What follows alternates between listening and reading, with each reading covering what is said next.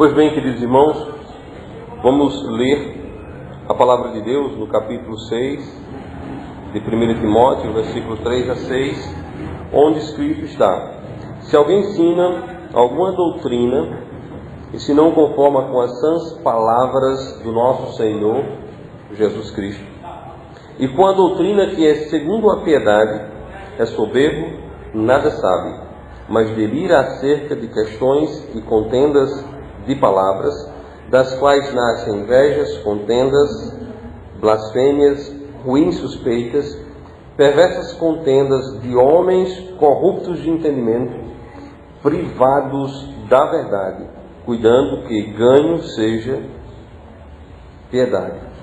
Aparta-te dos tais.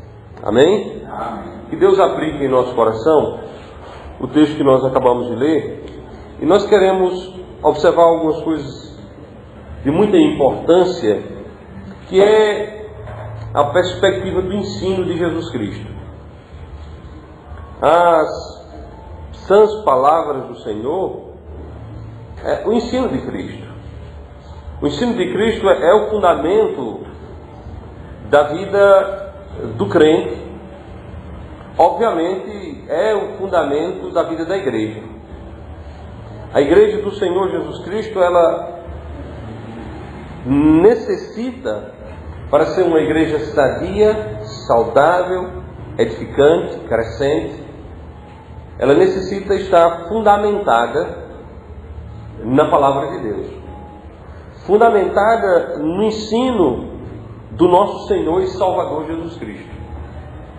Não é no ensino de qualquer pessoa, não é no ensino de qualquer homem. Infelizmente, muitos têm fundamentado a sua fé não no que a palavra de Deus nos diz, mas têm fundamentado a sua fé em doutrinas humanas ou diabólicas. Humanas ou diabólicas. Ou ainda, humanas e diabólicas.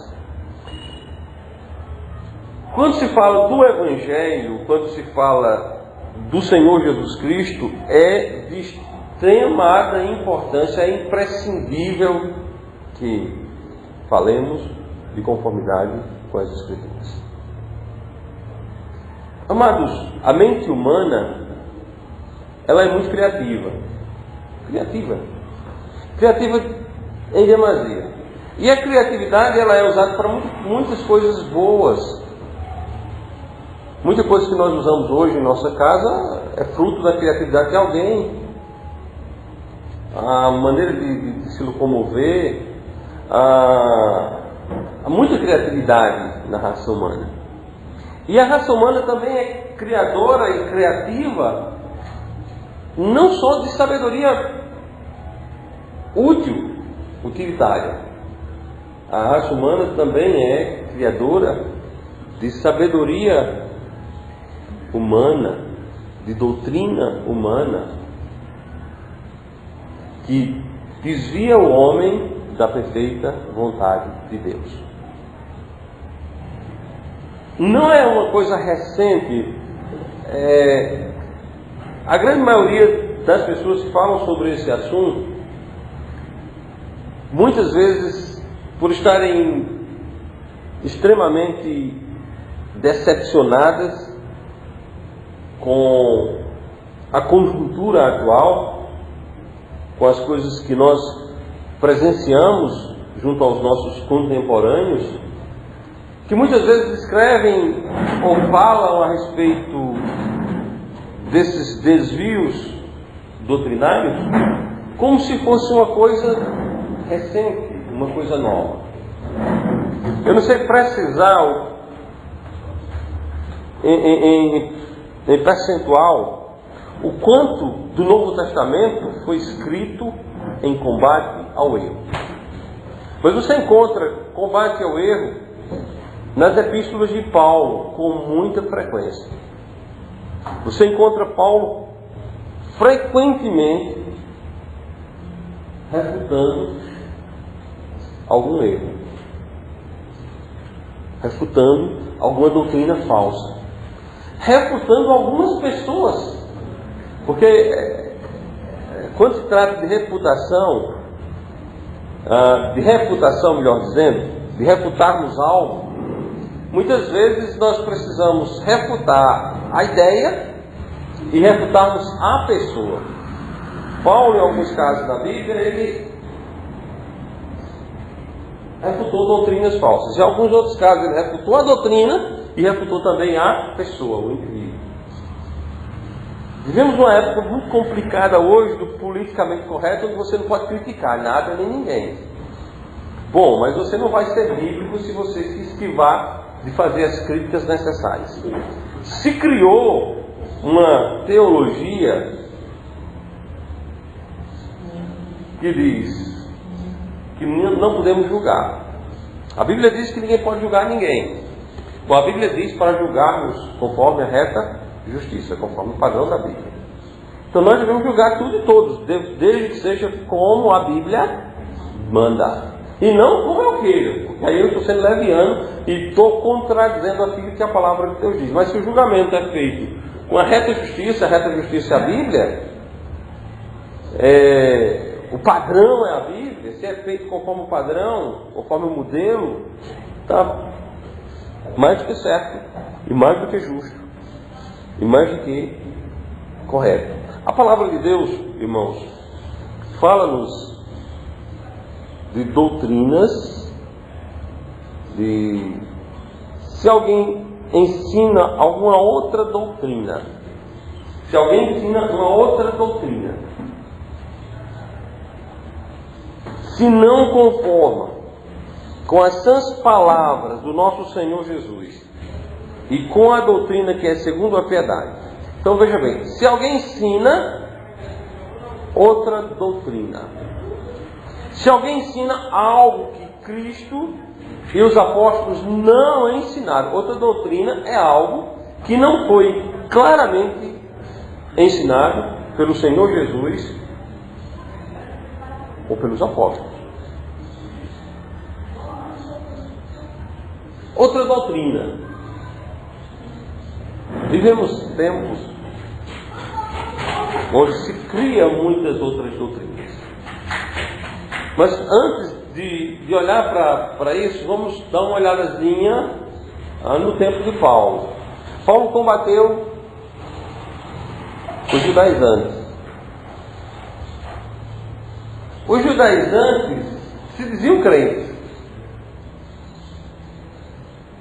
Os judaizantes, eles não chegavam a dizer, não, esse negócio de crer em Jesus não. Eles afirmavam que estavam mais que certo os gentios crerem em Jesus. Porém, ele dizia, para completar o caminho, vocês precisam de quê?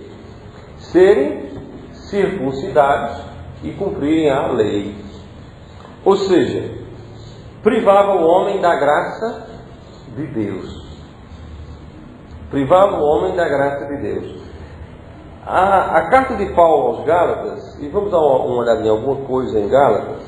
A carta de Paulo aos Gálatas é uma leitura, irmãos, obrigatória. Toda a Bíblia é leitura obrigatória, mas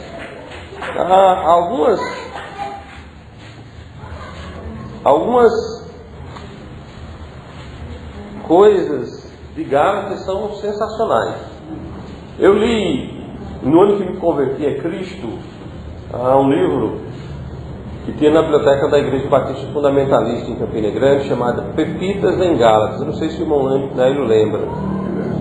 Era um livro que tinha uma capa amarelada, mas não era um amarelo muito vivo, era meio terra. E saía de dentro daquela terra umas coisas amareladas, como se fossem pepitas de ouro. Mas aquele livro, um livro pequeno, assim, talvez de 80 a 120 páginas, e um livro que para mim foi de uma utilidade muito grande. Primeiro, eu confesso a vocês, como eu era novo convertido, eu não tinha assim uma noção clara de como escolher um livro para... Eu escolhi pela capa, eu achei Pepitas, certo? Eu na infância e adolescente fui leitor do Almanac Disney, né? Das histórias de Tio Patrício. Sempre fala de pepitas de ouro lá, né? Então eu fiz uma pepitas, deve ser alguma coisa interessante, alguma aventura boa, né? Bom, e foi uma grande aventura sim. Porque aquele livro faz uma distinção muito clara do que é lei, do que é graça e, obviamente, do que estava acontecendo quando Paulo escreveu a Epístola aos Gálatas, que era essa confusão promovida pelos judaizantes, certo? Promovida pelos judaizantes. Então, alguém que prega um outro evangelho, ele prega um outro Cristo.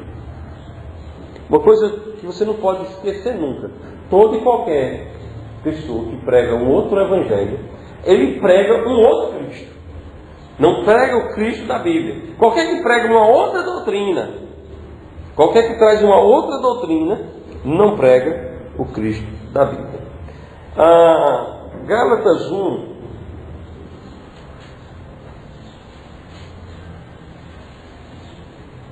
versículo 7,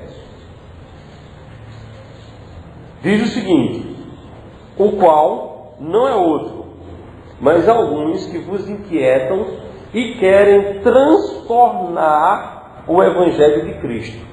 Transtornar, causar transtorno ao Evangelho de Cristo. Quando alguém aparece com uma doutrina contrária à doutrina das Escrituras, ele está promovendo esse transtorno ao Evangelho. Ele quer transtornar o Evangelho de Cristo.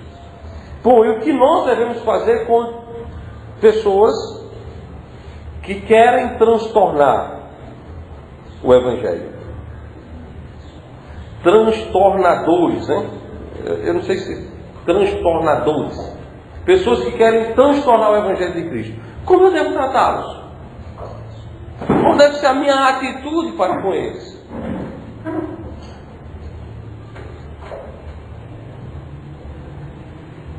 Na sequência, Paulo diz, versículo 8: mas ainda que nós mesmos, ou um anjo do céu, vos anuncie outro evangelho, além do que já vos tenho anunciado, seja anátema.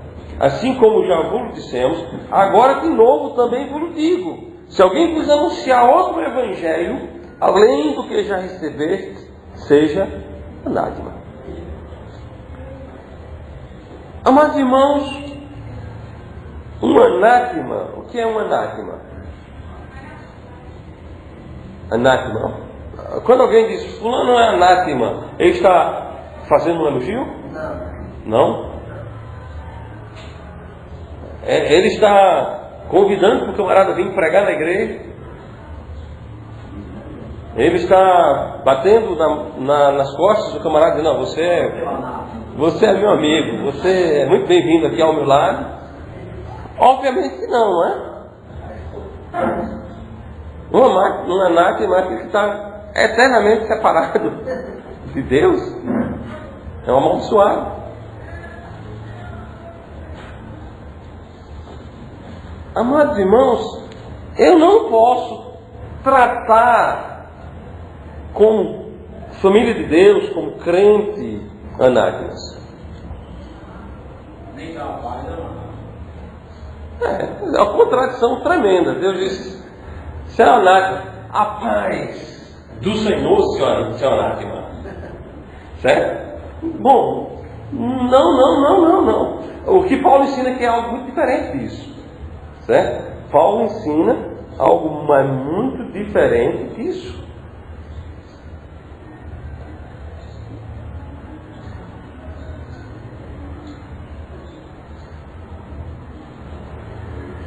O falso ensino, não importa quem seja o entregador, não deve ser recebido. Amém. Porque às vezes há uma tentativa de ajuste. Mas fulano é meu amigo, fulano é meu parente. Não, a palavra de Deus é muito clara. Paulo diz: mas ainda que nós mesmos, ou um anjo do céu vos anuncie outro evangelho, além do que já vos tenho anunciado, seja anátema.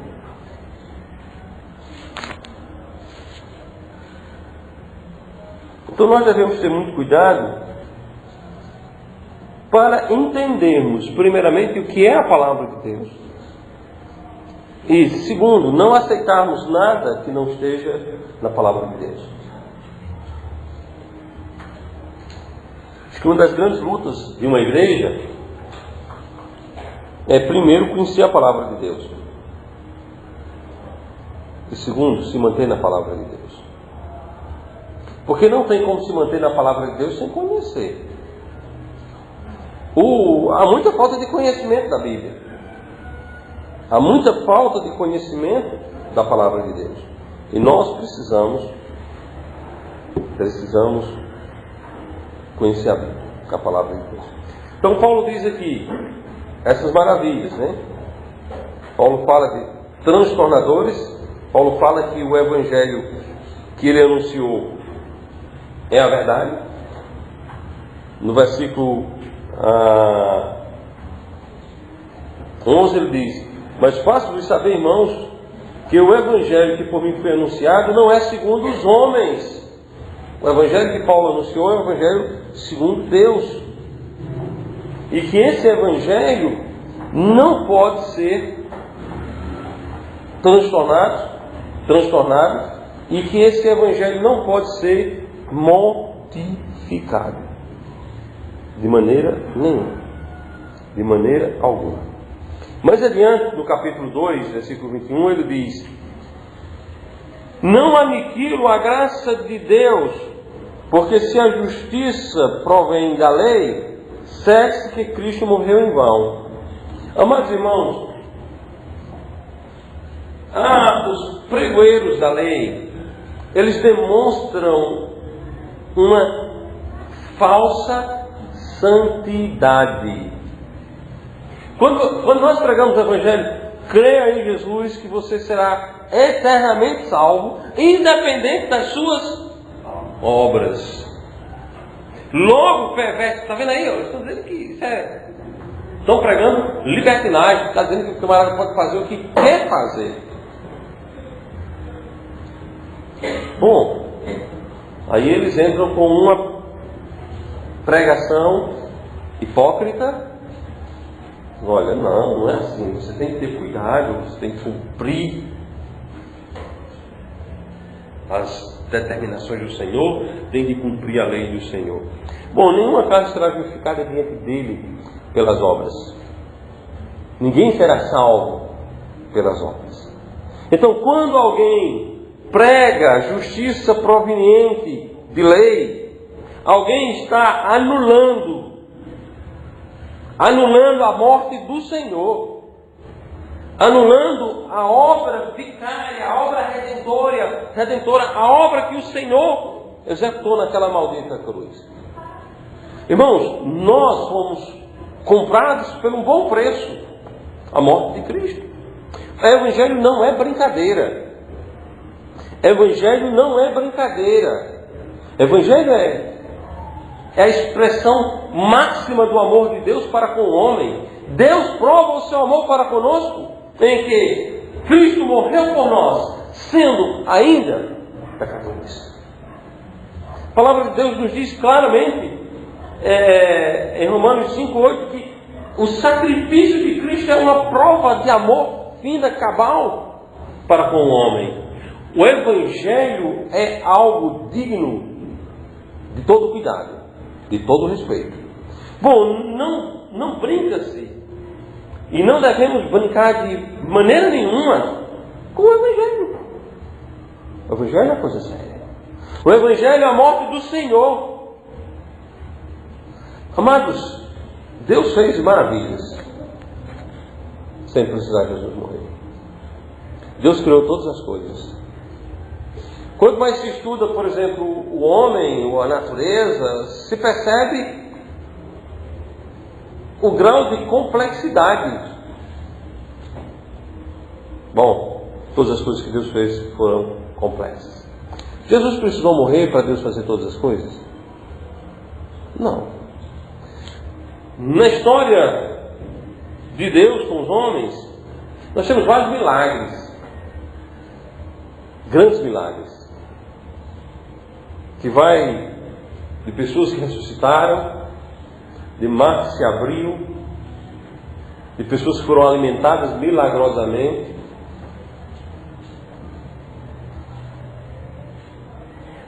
O próprio Cristo, quando cá esteve, fisicamente, fez milagres maravilhosos, multiplicação de pães, aleijados andarem, surdo mudo voltarem a ter as suas funções, cegos, ressuscitou pessoas, leprosos foram curados. Ele precisou morrer para fazer isso? Absolutamente, não precisou morrer. Mas para completar a obra perfeita da salvação, foi necessário ele ir para aquela maldita cruz. Foi necessário que ele fosse para aquela maldita cruz para ser o nosso Salvador. Sem o sacrifício de Cristo não havia salvação. O plano de Deus exigia o sacrifício de Jesus. Ele foi entregue pela presciência de Deus. Bom, o plano de Deus exigia o sacrifício de Cristo. Então nós não podemos brincar com o Evangelho. Não podemos mercadejar o Evangelho, não podemos negligenciar o cuidado que devemos ter com o Evangelho do Senhor que está na Bíblia. E devemos valorizar o que o Senhor fez na cruz. Não aniquilo a graça de Deus, porque se a justiça provém da lei, segue-se que Cristo morreu em vão. Amados irmãos, Cristo não morreu em vão. A morte de Cristo é a causa da minha salvação. A morte de Cristo é a causa da sua salvação. Isaías 55 diz com muita propriedade: o castigo que nos traz a paz estava sobre ele. O castigo que me deu paz com Deus estava sobre ele. A mensagem de Cristo mostra claramente que existe uma relação do homem com Deus, do homem que tem Jesus Cristo como seu Salvador, uma relação de pacificação. Nós somos pacificados com Deus. Éramos inimigos e Ele nos trouxe a paz. A morte e a ressurreição do Senhor nos traz a paz com Deus. Bom, o outro Evangelho questiona exatamente essa maravilha da salvação. A falsa doutrina ensina que se o crente pecar, perdeu a salvação. Longe de nós, que pregamos a palavra de Deus, fazemos apologia ao pecado. A pecado algum, nem pecado carnal, nem pecado espiritual, pecado nenhum, faremos apologia. Bom, mas pelo fato de nós não fazermos apologia ao pecado, não implica dizer que o homem não peque. O outro evangelho, ele se manifesta de uma maneira muito clara, de que se você é crente, mas se você pecar, perdeu a salvação. Bom, tem pessoas que conseguem a proeza de, durante um ano, perder e recuperar a salvação 50, 60 vezes. Bom, não perdeu nenhuma, porque não tinha. Eu, no caminho de uma pessoa para cá, eu perdi o meu relógio. Eu não tenho relógio. Eu não posso perder porque eu não tenho. Se eu chegar em casa e dizer: Suzana, eu perdi o relógio, ela vai olhar para mim: que relógio? Certo? Eu não tenho relógio. Certo? Bom, nós não perdemos aquilo que não temos. Nós não perdemos nenhuma vez, porque não tem. Mas não tem, porque não creem da maneira bíblica. Não creem da maneira bíblica, não creem da maneira escriturística. Só será salvo quem crê no Senhor, como diz as Escrituras. O Senhor Jesus é muito claro ao informar quem crê em mim, como diz a Escritura. Não é como diz fulaninho, beltraninho, cicraninho, é como diz as Escrituras. Eu fiz uma pergunta uma vez a um pastor, que se diz batista bíblico, que envolvia a certeza de salvação. E ele respondeu: o pastor fulano de tal acredita que não. Ou seja, ele não tem coragem de dizer nem quem ele acredita, quanto mais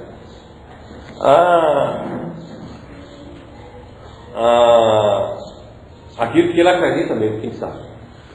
Ele usou um pastor que cria da maneira certa e ele citou aquele pastor que cria da maneira certa. Foi até sábio citar o outro, né? Mas ele não estava perguntando ao outro. O outro eu já sabia, eu estava perguntando a ele. Está entendendo?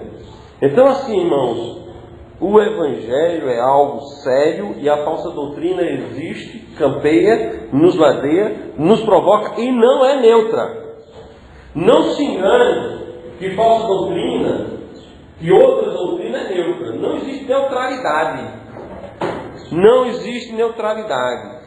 Ela bate que é entrada. Ela bate que é entrada. Muitas igrejas batistas têm cometido graves erros de trazer para dentro das igrejas batistas músicas denominacionais não batistas. Nós cantamos nossa doutrina. Nós temos um hino no cantor cristão 186, se eu não estou enganado.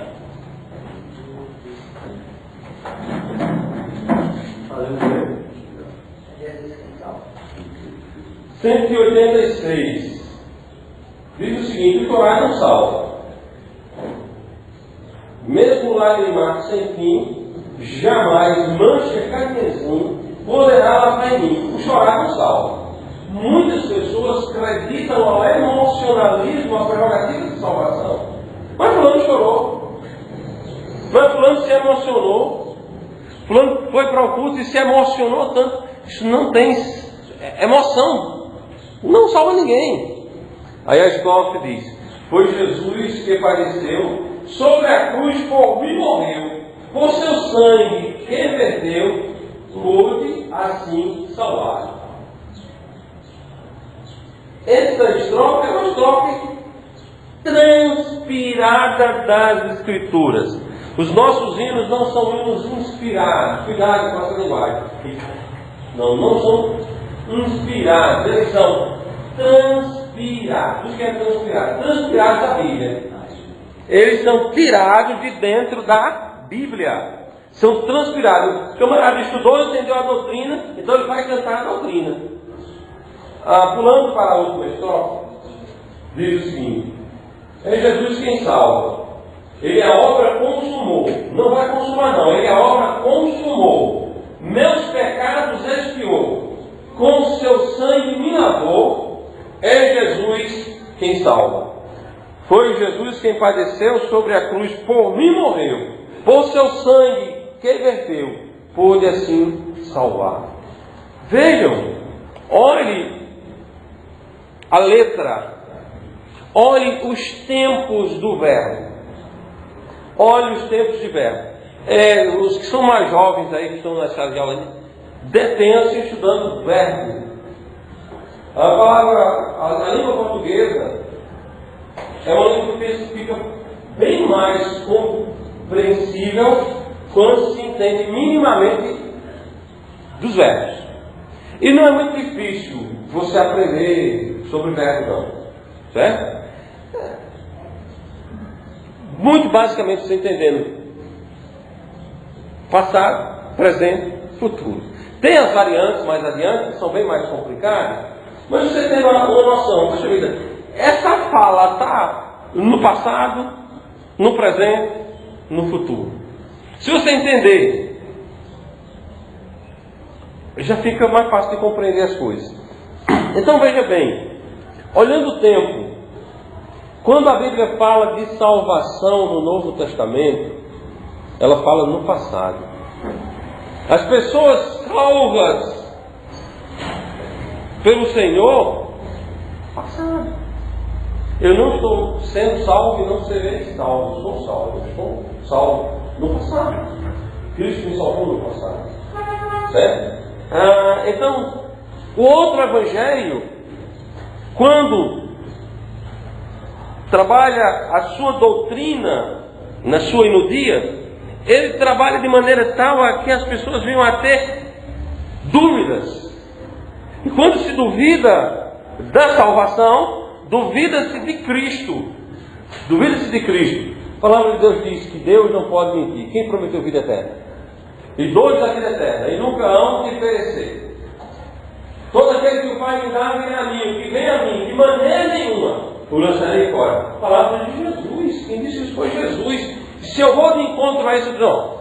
Bom, Jesus foi muito bom, amou muito, morreu, mas ele mentiu. Deus não pode mentir. A afronta a Deus promovida pela falsa doutrina há uns 30 anos atrás, podia-se dizer que a doutrina a maldita doutrina de que o crente pode perder a salvação era coisa pertinente tão somente aos pentecostais. Mas hoje não. Hoje você encontra igreja de nome batista bíblico que ensina que o crente perde a salvação.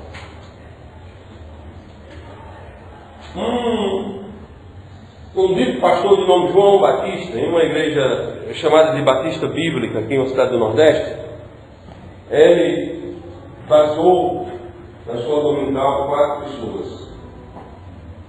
E à noite ele chamou as pessoas à frente para exortá-los e para que a igreja pudesse se alegrar, que não estava mesmo com aquelas pessoas. E ele apresentou as pessoas e ele concluiu: irmãos, vocês deram um passo muito importante em direção à salvação de vocês. Agora, cuide-se para não perderem a salvação. Bom, falsa doutrina que nasceu lá no coração do cão, do diabo, de Satanás, e foi enxertado no coração inicialmente dessa corrente chamada pentecostalismo. Essa doutrina hoje ela está em todos os lugares. Essa doutrina ela é uma afronta à divindade de Jesus Cristo. A doutrina de que o crente perde a salvação, ela é uma afronta à divindade de Cristo. Por quê? Se o crente perde a salvação, Jesus mentiu, e a Bíblia diz que Deus não pode mentir. Deus não pode mentir. Se alguém não se conforma às palavras de Cristo, aquilo que saiu da boca do Senhor, o Senhor prometeu, irmãos, salvação eterna. É muito interessante que se perceba que a doutrina do Senhor tem grande importância. A doutrina do Senhor, ela é maravilhosa. E ela não nos traz dano algum, só bênção, só maravilhas. Em João capítulo 7, Evangelho de João capítulo 7,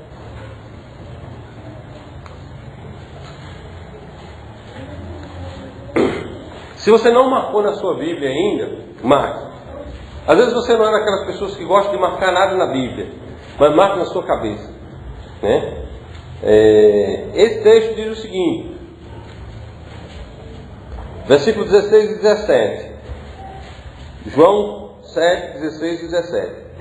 Jesus lhes respondeu e disse: a minha doutrina não é minha, mas daquele que me enviou. Se alguém quiser fazer a vontade dele, pela mesma doutrina conhecerá se ela é de Deus ou se eu falo de mim mesmo. Irmãos, esse texto mostra-nos que é pela doutrina.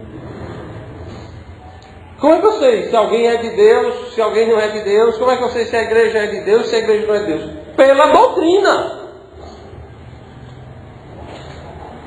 Há uma coisa caminhando que as pessoas acham muito bonito.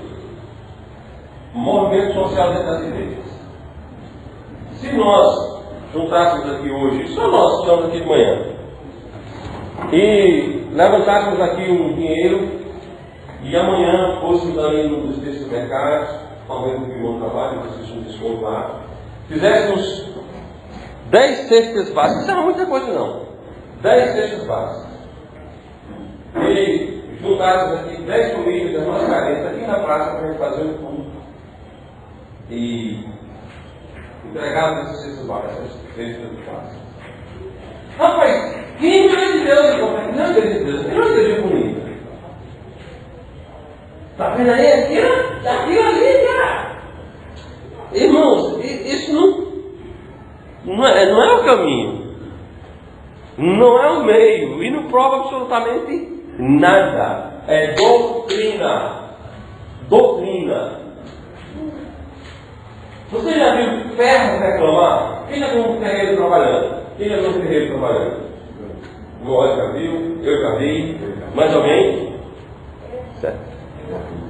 O camarada esquenta o ferro, o bicho sai uma praga lá, né? Ele pega uma marreta, né? Bota em cima de quê? De outro ferro. E vai. Alguém reclama? Nem dos três. Nem do sapateiro, nem do que estava apanhando, nem do que estava. Está entendendo? Essa é doutrina. Doutrina é com ferro. Está entendendo? Doutrina. Não sente dor, não faz careta. Foi ontem, é hoje, é eternamente. Certo? Não tem assim, não sofre variação. Não vai sofrer variação de jeito nenhum, não. Certo? Então nós precisamos entender isso. A nossa doutrina não é nossa, amém? Ela é de Deus. Numa igreja batista, bíblica, fundamentalista, nós não fabricamos doutrina.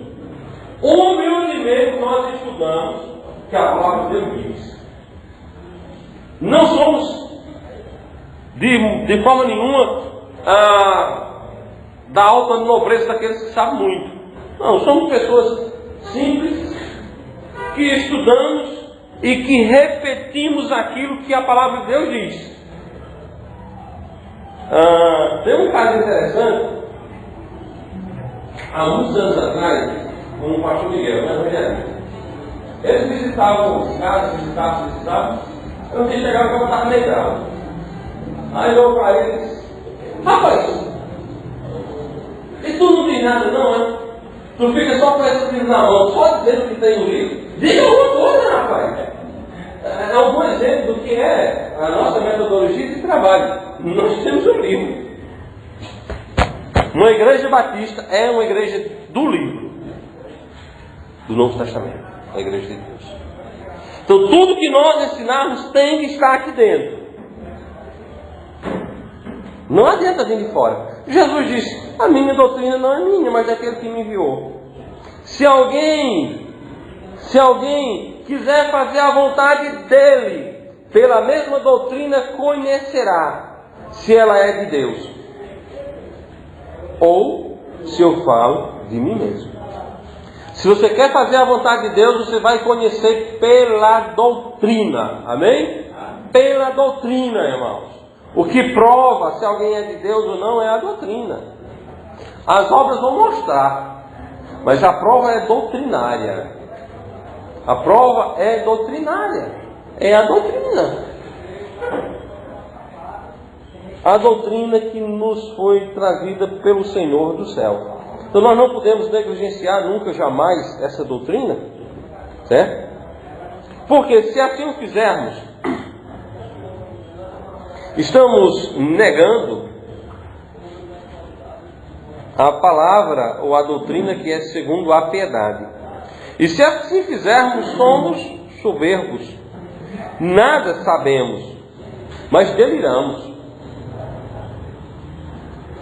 Somos promotores de contendas de palavras.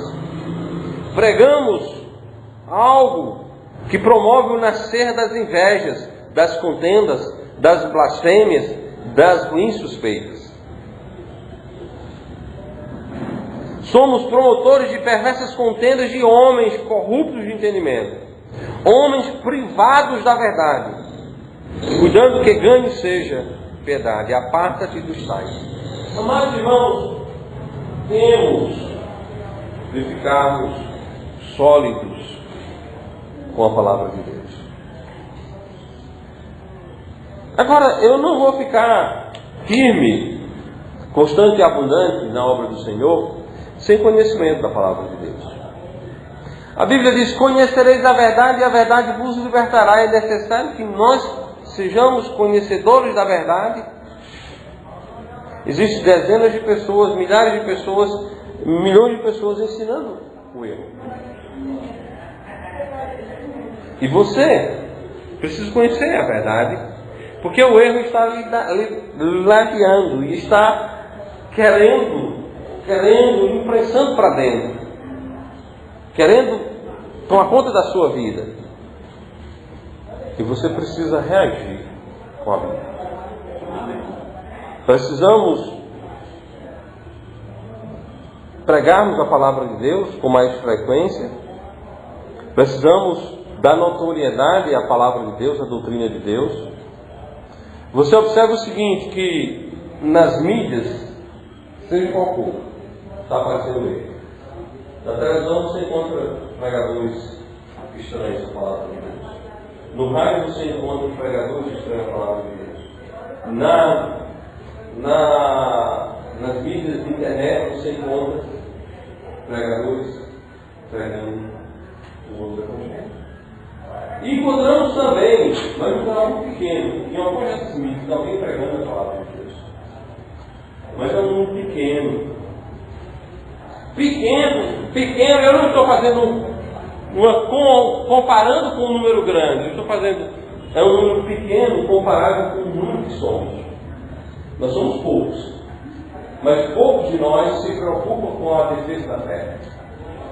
Poucos de nós se preocupam com a defesa da sã doutrina. Poucos de nós têm coragem de um enfrentamento. Poucos de nós têm coragem de isso é errado. A Bíblia não autoriza, a Bíblia não concorda. Porque vivemos uma época em que é mais fácil ficar calado. É mais fácil passar de lado. É mais fácil prevaricar. O homem, houve uma época em que ninguém era bem aceito se fosse um prevaricador. Prevaricamos quando sabemos o que devemos fazer e não fazemos. Hoje, os prevaricadores eles estão muito bem. Porque as pessoas não estão aí, não é da minha conta, não tem nada a ver com isso. Nós temos a ver com a doutrina, irmãos, nós temos a ver com o Evangelho. O Evangelho não foi entregue a um ou a dois. O Evangelho foi entregue aos santos. A verdade foi entregue aos santos. A palavra de Deus nos diz que a sã doutrina foi entregue aos santos. No capítulo único de Judas, verso 3, diz: Amados, procurando eu escrever-vos com toda a diligência acerca da salvação comum, tive por necessidade escrever-vos e exortar-vos a batalhar pela fé, que uma vez foi entregue aos santos, plural. Não foi a um ou dois, não, foi aos, coletivo. Todos os crentes salvos por meio do Senhor Jesus Cristo são responsáveis pela vida. Começam a se responsabilizar mais ainda quando, de maneira bíblica, agregam-se por meio do batismo à igreja do nosso único e todo suficiente Salvador, o Senhor Jesus Cristo. E os crentes têm essa responsabilidade de defender, de batalhar, guerrear, brigar. Todos esses são termos que a nossa contemporaneidade ganha conotações ruins. Aí eu vou lutar por isso, eu vou brigar por isso, eu vou batalhar por isso, eu vou guerrear. Não, o lano aí é perigoso. Mas irmãos, nós não podemos deixar que isso contamine a nossa cabeça e que nos esquivemos de fazermos aquilo que devemos fazer. E a palavra de Deus diz que nós devemos batalhar. Em outro lugar, a palavra de Deus diz que a nossa guerra, a nossa luta não é contra carne e sangue. Devemos batalhar. Devemos estarmos equipados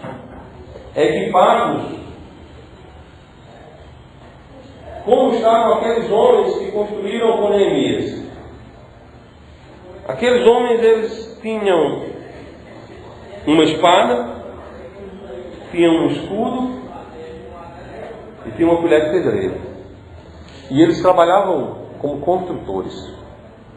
Eles estavam construindo o muro. A tarefa deles era construir o muro.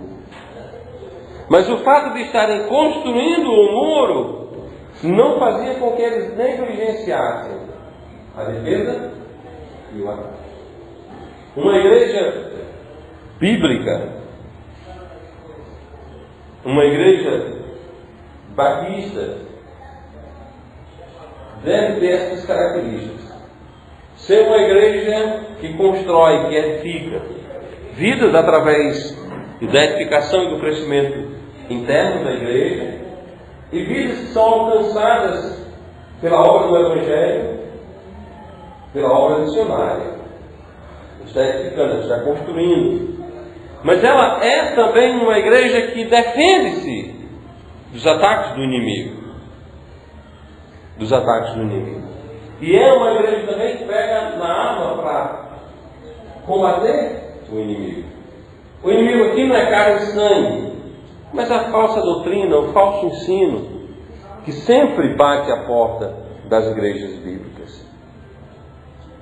Então que Deus esteja nos ajudando, irmãos, sempre a não negligenciarmos, a não acharmos que doutrina é coisa sem importância. Doutrina é muito importante.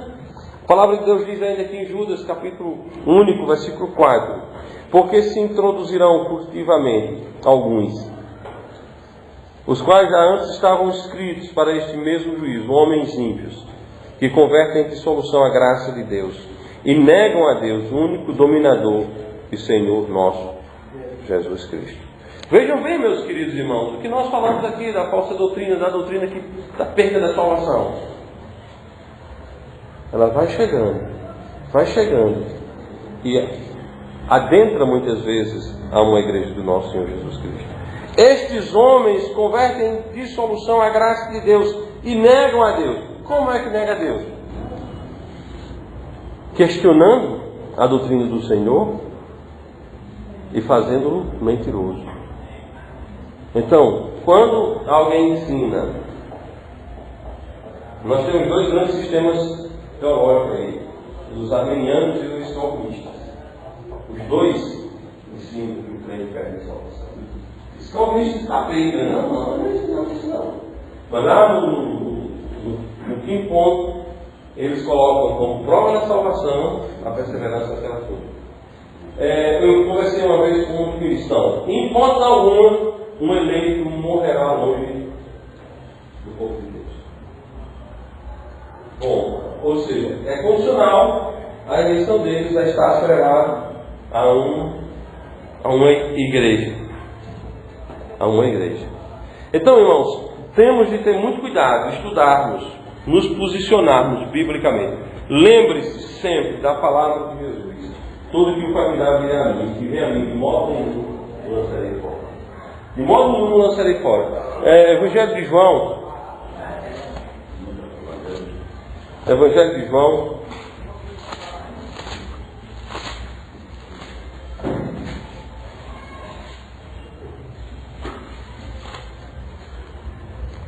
Versículo 37. Se não tem esse texto marcado na sua Bíblia, marque. E aí, fique com ele. E se você não lembrar de outros, existem muitos outros, viu? No Evangelho de João tem pelo menos 45 semelhantes. Evangelho de João 6,37. 6,37. Evangelho de João 6,37. Diz: todo o que o Pai me dá virá a mim, e o que vem a mim, de maneira nenhuma lançarei fora. Se você não lembrar de outro, quando você conhece o texto, você resiste a... E se alguém, não, você está só usando um texto, nós temos um texto, ele não tem nenhum. Agora, nós não temos só esse texto, certo? No Evangelho de João, no capítulo 3 tem, no capítulo 5 tem, no capítulo 10 tem. Irmãos, e tem muitos, certo? Você vai encontrar pelo menos 45 vezes nesse Evangelho de João onde a afirmação de que quem crê em Jesus tem a vida eterna. Então, fiquemos com o que a palavra de Deus diz, seguramos o que a palavra de Deus diz, porque quem nega a eternidade da salvação gratuita e mostra ensina de forma corrupta que o homem pode perder a salvação, ele está negando a divindade de nosso Senhor Jesus Cristo. Porque Jesus é Deus e Deus não pode mentir. Amém? Que Deus abençoe ricamente a cada um dos amados irmãos. Irmão José Valdo, pode encerrar? Então vamos ficar de pé. Vamos ter duas orações. Pedir para o irmão Walter e para o irmão Hélio orar.